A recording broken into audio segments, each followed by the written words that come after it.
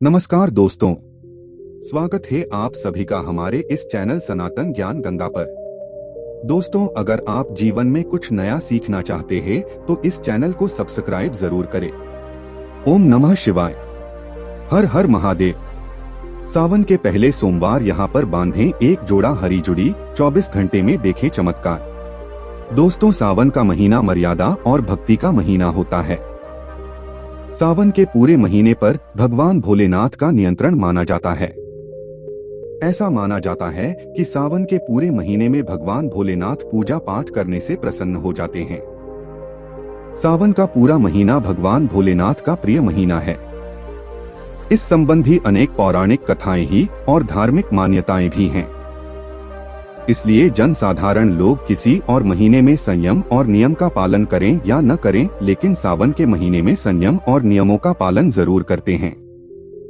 तो आज का यह वीडियो बहुत ही सुंदर है, ज्ञानवर्धक जानकारी है। इस वीडियो को आप अपने फायदे के लिए पूरा जरूर देखें। लेकिन उससे पहले अगर आप भोलेनाथ जी को सच्चे दिल से मानते हो तो इस वीडियो को लाइक करें और चैनल को सब्सक्राइब करके कमेंट में हर हर महादेव जरूर लिखें। दोस्तों, हम अपने चैनल में ज्यादा से ज्यादा प्रयास करते हैं, सरल से सरल और आसान उपाय बताते हैं, जानकारी बताते हैं, जिससे जन साधारण लोग लाभ उठा सकें। सावन के महीने का विशेष महत्व कुछ इस प्रकार से है। सावन के महीने में समुद्र मंथन हुआ था। सावन के महीने में ही माता लक्ष्मी समुद्र मंथन से उत्पन्न हुई थी और माता लक्ष्मी को धन की देवी का दर्जा प्राप्त भी सावन के महीने में ही हुआ था।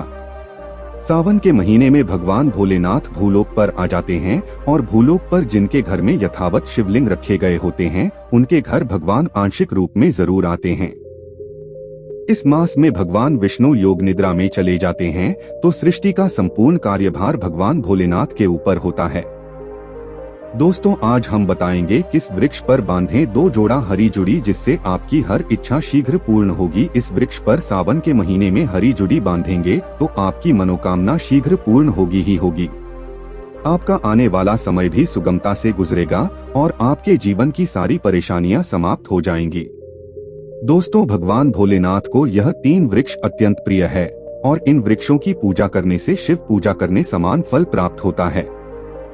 दोस्तों, इन वृक्षों के बारे में शास्त्रों में यह भी कहा जाता है कि मनुष्य जाति के कल्याण के लिए स्वयं भगवान भोलेनाथ और माता पार्वती इन वृक्षों के रूप में भूलोक पर अवतरित हुए थे, अर्थात उन्होंने भूलोक पर जन्म लिया था। पहले जानते हैं सावन में हरी चूड़ी का महत्व है। दोस्तों, हरा रंग सौभाग्य और उल्लास का प्रतीक माना जाता है, जो मन को शीघ्र आनंदित करता है। हरा रंग प्रकृति का स्वरूप माना जाता है। माता पार्वती प्रकृति हैं और भगवान भोलेनाथ को पुरुष माना जाता है। सावन में भगवान शिव जी को चढ़ाया जाने वाले बेलपत्र, धतूरा, भांग और 2 हरे रंग के होते हैं। प्रकृति निर्माण करने वाले भगवान भोलेनाथ हरे रंग से अति शीघ्र प्रसन्न होते हैं। सावन में जो महिला हरे रंग की चूड़ी पहनती है, हरे वस्त्र धारण करती है, उसे अखंड सौभाग्य की प्राप्ति होती है।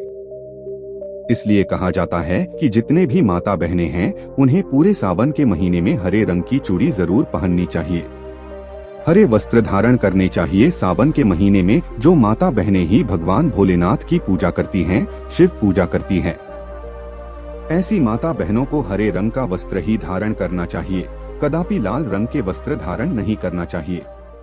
माना जाता है कि लाल रंग के वस्त्र धारण करने से भगवान भोलेनाथ नाराज हो जाते हैं। तो दोस्तों, इस वृक्ष पर किसी भी सावन के सोमवार के दिन जरूर बांधे हरी चूड़ी, आपका दुर्भाग्य सौभाग्य में बदल जाएगा।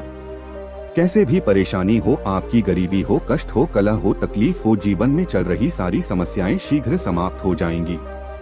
और केवल एक ही सोमवार के दिन अगर आप यह उपाय करते हैं, हरी चूड़ी इस वृक्ष पर बांधते हैं, तो आपके जन्म जन्मांतर के गरीबी भी मिल जाएगी और शीघ्र आपके एक ही सोमवार को इन उपाय करने से मनोकामना पूर्ण होगी।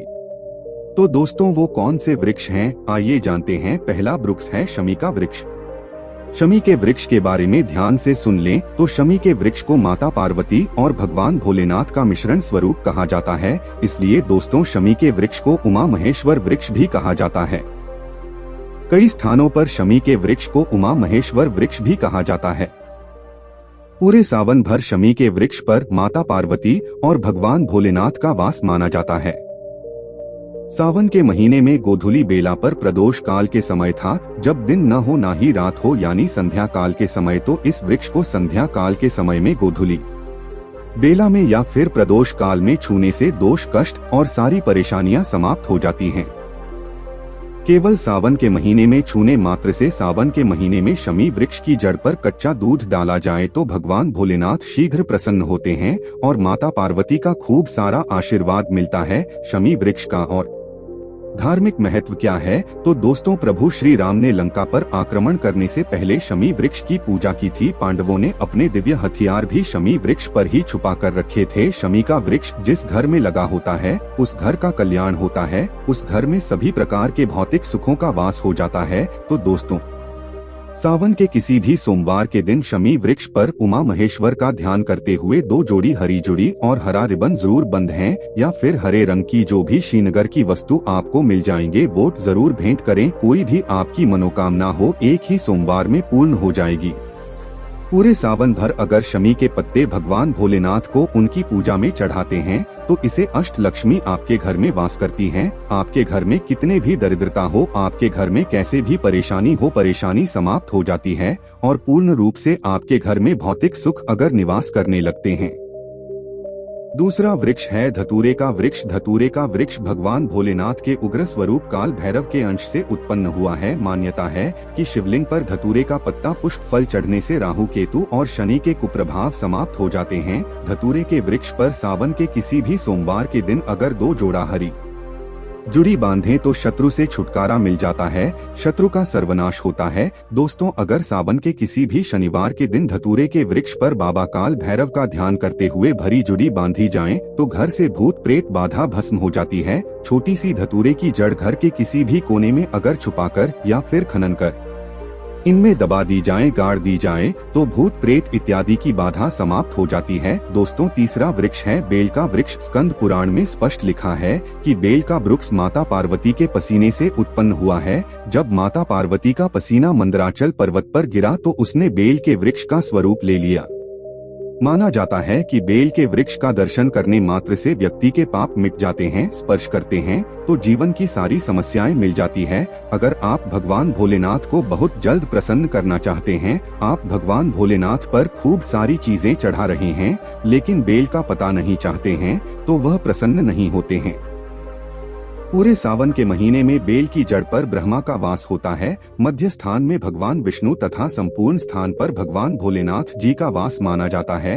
ऐसा भी माना जाता है कि कोई भी साधन अगर सावन के महीने में बेल वृक्ष की पूजा करें सुबह के समय में या फिर संध्या काल के समय में बेल की जड़ के पास अगर घी का दीपक जलाए तो तीर्थों के स्नान करने के समान पुण्य की प्राप्ति होती है। समस्त स्टेल्थ बेल की जद में सावन के महीने में आ जाते हैं। तो दोस्तों, सावन के किसी भी सोमवार के दिन बेल वृक्ष की जड़ पर अगर कच्चा दूध डाला जाए तो जीवन की परेशानियां और कष्ट मिटते हैं। तो सावन के किसी भी सोमवार के दिन संध्या बेला में बेल के वृक्ष में 1 जोड़ा हरी जुड़ी जरूर बांधें। संध्या बेला में ही क्यों? तो दोस्तों, संध्या बेला को ही प्रदोष काल कहा जाता है। प्रदोष काल के समय अगर भगवान भोलेनाथ और माता पार्वती की पूजा की जाए तो पूजा के प्रभाव बढ़ जाते हैं। इसे मनोकामनाओं की शीघ्र पूर्ति होती है। जैसे आप सुबह पूजा करते हैं तो का प्रभाव 100 गुना होता है, लेकिन संध्या काल के समय जब आप पूजा करते हैं, जब न दिन हो ना रात हो, यानी प्रदोष काल के समय अगर आप पूजा करते हैं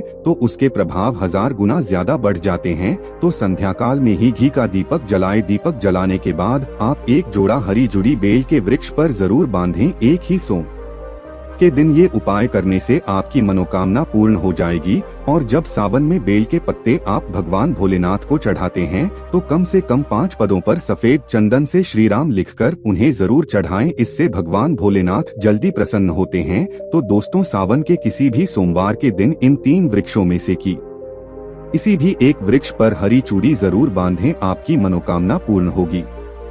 दोस्तों, आज के लिए बस इतना ही। मिलते हैं एक और ज्ञानवर्धक वीडियो के साथ। धन्यवाद।